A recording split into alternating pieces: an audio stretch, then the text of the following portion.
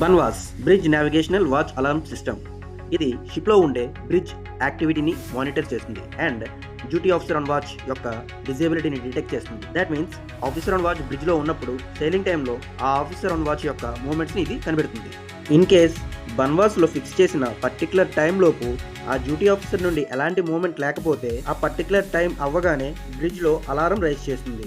ఆ అలారంని duty officer acknowledge చేయకపోతే తర్వాత ఆ అలారం అనేది వరుసగా బ్యాకప్ ఆఫీసర్స్ అయిన మాస్టర్ అండ్ చీఫ్ ఆఫీసర్ అలా బ్యాకప్ ఆఫీసర్స్ క్యాబిన్స్ లో ఈ అలారం అనేది రైజ్ అవుతుంది. సో అలారం రైజ్ అవ్వగానే పైన డ్యూటీ ఆఫీసర్ డ్యూటీ పర్ఫామ్ చేయట్లేదు with some other any reason, వెంటనే ఈ బ్యాకప్ ఆఫీసర్స్ బ్రిడ్జ్ మీదకు వచ్చి అక్కడ సిచ్యుయేషన్ బట్టి అకార్డింగ్ గా నెక్స్ట్ స్టెప్ తీసుకొని షిప్ యాక్సిడెంట్ అవ్వకుండా జాగ్రత్త పడతారు.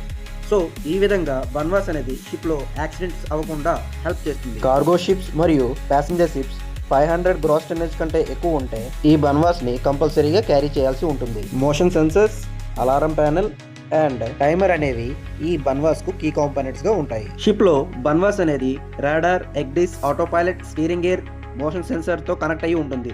బన్వాస్ లో ఫిక్స్ చేసిన పర్టికులర్ టైం కోస్టల్ సైలింగ్ లో అయితే 3 మినిట్స్ ఉంటుంది, లేదా హై సీస్ లో అయితే 12 మినిట్స్ వరకు ఈ బన్వాస్ ని ఫిక్స్ చేస్తారు. ఈ టైమింగ్ అనేది ఈ పర్టికులర్ టైంలో రాడార్, ఎగ్డిస్, స్టీరింగ్ గేర్ యూజ్ చేసిన లేదా మోషన్ సెన్సర్ లో మన కదలికలు బన్వాస్ డిటెక్ట్ చేసిన అలారం అనేది రైజ్ అవుతుంది. ఒకవేళ ఈ ఫిక్స్డ్ టైంలో డ్యూటీ ఆఫీసర్స్ పడుకున్నా లేక ఏదైనా హెల్త్ ఇష్యూ వల్ల కదలలేని పరిస్థితుల్లో ఉన్న ఆ పర్టికులర్ టైం దాటాక బ్రిడ్జ్ లో అలారం రైజ్ అవుతుంది.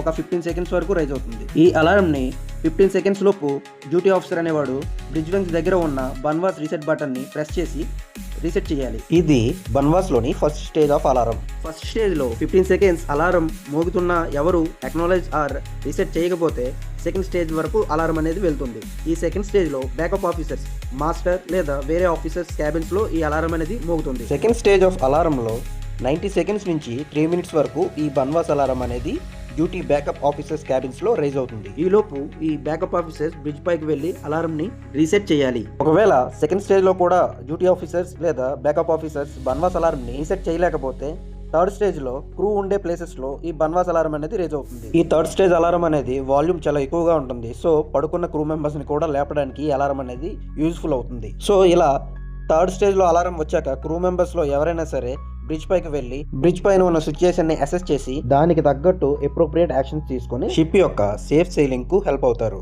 ఈ విధంగా బన్వాస్ అనేది ఎంతగానో షిప్స్ యాక్సిడెంట్స్ అవ్వకుండా ఉండేందుకు హెల్ప్ చేస్తుంది.